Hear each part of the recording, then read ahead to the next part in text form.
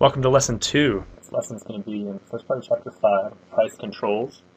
By now you should have read pages 117 to 132 and printed out. Really just need this one slide for today. Those two graphs next to each other where it says Chapter 5, Price Controls. So we'll start with another personal example for this one.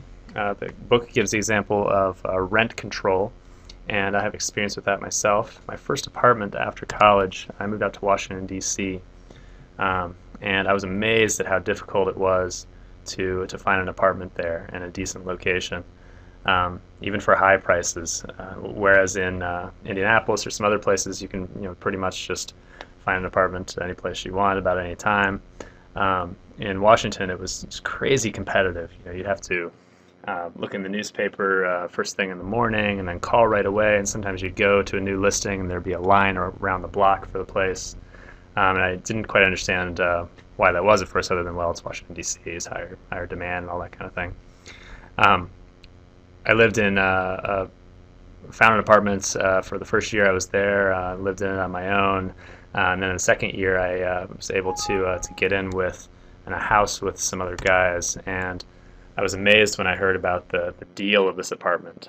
Where this A is on the Google map is where it was. It's a great location in Washington, D.C. It is just a couple miles north of the White House. It's right next to Rock Creek Park, which is great for running. It's where the National Zoo is. It's pretty close to metro line and bus lines and some kind of night spots.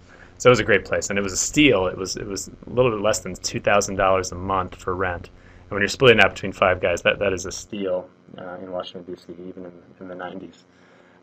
So I was wondering how that was, and one of the guys told me, well, the only way they got the place was that one of their parents knew somebody who was the landlord, and it was one of those kind of deals where it wasn't listed, but they had heard about it from him and were able to rent it, almost kind of in an under the table kind of way.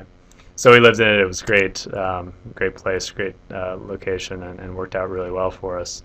There it is there. It doesn't look like much, but that is, trust me, this half of the building there, it's a steal for Washington, D.C. So that is because of rent control policies in Washington, D.C., which still persist. As you read in the book, these came about really kind of out of the Depression, starting in New York City, and then were picked up by a number of other large cities with high demand, really as a way of protecting renters from rising demand and rising prices. And you can see why the government would want to do that in a number of cases. We want to kind of protect people from some of these kind of harsh realities of the market. But in this chapter, basically the theme is when the government tries to intervene in a market in terms of setting prices or setting quantities, as we'll look at later, then there are some pretty kind of bad side effects from that, both in terms of both on producers and consumers and on the efficiency and kind of benefit of the market as a whole. So the theme of this chapter is government is bad. And that's, economists sometimes get stereotyped as thinking that all the time. We'll see later that's not always what economists think, but in this chapter that is pretty much what it is.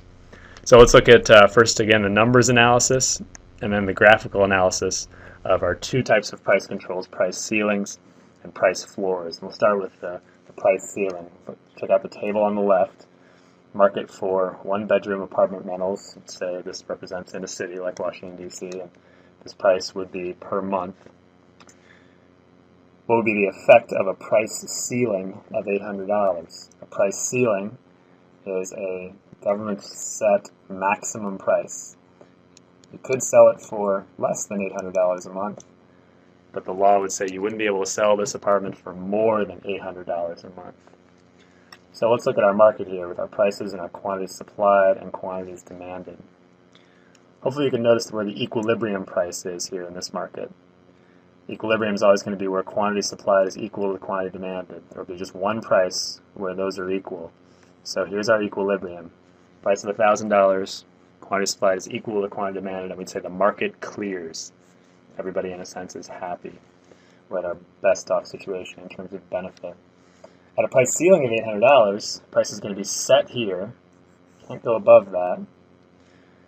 And at that point, our quantity supplied is going to be 200 units. There's going to be 200 landlords wanting to rent out their apartments. There's going to be 400 renters wanting to rent those apartments for that price of $800. So that is, as we've seen before in basic supply and demand. That's a shortage of 200 units. And what that would look like in real life, we wouldn't be able to fix that shortage because the price wouldn't be able to go up to get more people to rent their apartments out and to get less people to want to rent apartments out, which is kind of what should happen in an economic sense. And that shortage would persist, and you'd see what I did see in Washington, D.C., which is long lines of people wanting to rent apartments when they became open, a lot of difficulty in getting an apartment, just a lot more kind of competition for that, some kind of wasted time and energy and resources by all the people who are kind of scrambling to find apartments. There's a number of kind of bad side effects for that. It's certainly good for the people who are able to get apartments at $800 instead of $1,000. But notice that there are less people who are able to get apartments than there were before, because all 400 of these people won't be able to get apartments. Only 200 of them will. Whereas at the equilibrium price, 300 were. So that's a little downside too. Okay, let's flip over to the other side of the coin, which is a price floor. Look on the right side, the right table over here. Now I've set up a different market here, different commodity. Often used for price floors is agricultural products. So here's a hypothetical market for corn. Prices per bushel, quantities supplied and quantities demanded at each price per bushel. Government puts price floors or minimum prices on agricultural products fairly often to try to help out farmers. So a minimum price of $1,200. Once again, in this market, our equilibrium is here. 300 quantity supplied equals quantity demanded at a price of $10 per bushel. But if government puts a price floor of $12, that means that the price will be $12. You could also charge $14, but they'd rather charge $12. The producers would be better off, sell more.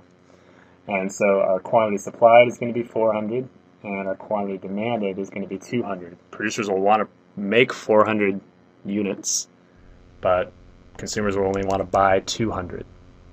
So here we have a surplus, and not in the good way that we saw last chapter, but a surplus, like too much of it produced, surplus of 200 units.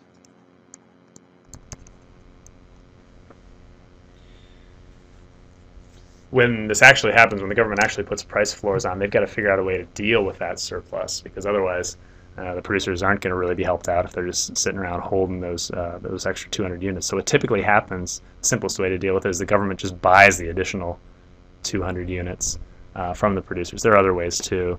They're actually more common now, but this, there's been plenty of times in history where the government has just bought the additional units that have been produced and then either donated them to other countries or sometimes just destroyed them, or various ways that they got to figure out if they really want to help out the producers, they got to buy the excess. So while there's a help to the producers here, especially if the government then picks up the slack, there's definitely inefficiencies and wasted resources from a price floor as well. Okay, let's look at this graphically. Let's do a price ceiling on the left and price floor on the right. The graphs are already set up to show. I'm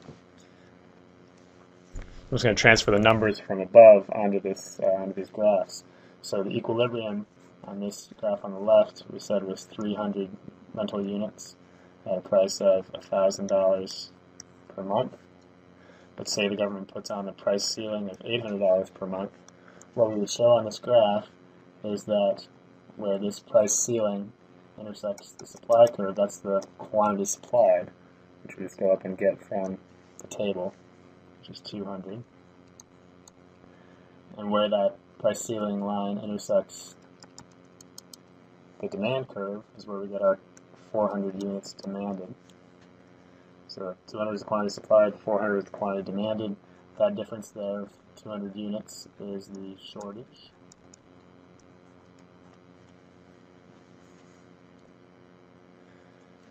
And now we can also show, using our surplus concept, or producer and consumer surplus concept, what's the new amount of producer and consumer surplus in this market as a result of, or after the price ceiling is put into place. Our producer surplus is going to be everything, as we know, above the supply curve, up to the amount sold, 200, and below the price is our producer surplus. Our consumer surplus is going to be everything below the demand curve it's going to stop when it gets to 200 units sold. That's going to be this trapezoid here. Consumer surplus. So notice that compared to before, the consumers are being helped by price ceiling to some extent. At least these 200 who are getting an apartment are being helped. They get more surplus per transaction. Producers get less. It's clearly, price ceiling clearly hurts producers. And the other thing it does is it creates this here, which we've already seen from last chapter, is deadweight loss. DL. And that's inefficiency to society as a whole from missed opportunity transactions. There are 100 rentals that should have happened but didn't because of the price ceiling. Okay, let's look at the price floor now. We basically just do kind of a mirror image of what we did over there. We've got, again, the equilibrium price is $10, quantity of 300. Price floor was set at $12, and quantity demanded at $12 was 200 units, 200 bushels, and the quantity supplied at $12 was 400. This here represents our surplus of corn produced when the price is $12. And we can mark out our new producer surplus above the supply curve, only up to the 200 units that are going to be sold. That's all the people are demanding. And below the new price. And our consumer surplus below the demand curve and above the price. So the price floor has clearly helped producers, at least those producers who are still able to sell. And there's some deadweight loss here. Again, missed opportunity transactions, missed opportunity for surplus. In both of these cases, there's less total surplus than there is if the market was just left alone, in a sense. So to sum up, the effects of a price ceiling. You've got a persistent shortage of the good. More people want it at that price than there are producers willing to produce it. You've got inefficiencies that result from that shortage, including deadweight loss, including wasted resources from people scurrying to try to get their hands on this good, stand in line for it. And the other thing your book talks about that I didn't bring up yet is the idea of black markets. And this is kind of like what my friends and I did with, I said it was kind of under the table, unlisted. It wasn't technically illegal. Generally black markets are illegal activity. But it's, people try to find ways around the one of these price controls. So a better example of kind of a black market transaction for an apartment would be if there's somebody who's willing to rent their apartment. If the price ceiling is $800, but somebody's willing to rent it for $900 and can find a buyer at $900, and they just do that kind of under the table without telling the government about it and figuring out some way to get around that.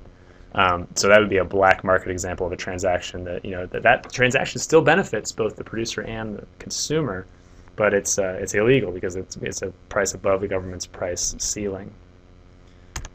We would say the government is doing something, is making something illegal. It's not really wrong. It's illegal something that benefits society in a way. Then we've got the effects of a price floor. Again, kind of a mirror image. We've got persistent. We've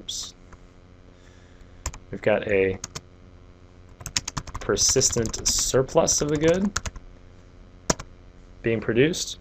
We've also got inefficiencies that result, including deadweight loss and the wasted resources of the government buying the good or disposing of it or whatever. Obviously, if they're giving it to another country, we wouldn't call that wasted, but it's not as efficient in some ways as it could be. And then you'd also have black markets in price floor situations. Again, let's use a different example of that. In communist countries, Cuba and Soviet Union, there's lots of stories about people, producers, like basically people with farms in their land, basically illegally growing and selling stuff for below a market set price that was set by the government in order because they were able to sell it to kind of, they were so profit on it people who want to buy it, obviously, for less. And they were able to get away with it. It was basically they still wanted to sell this price below the price floor. And that's an inefficiency that results for price floor. It's kind of like the market kind of forcing its way into to do what both producers and consumers find to their advantage. All right, that's the summary. See you in class.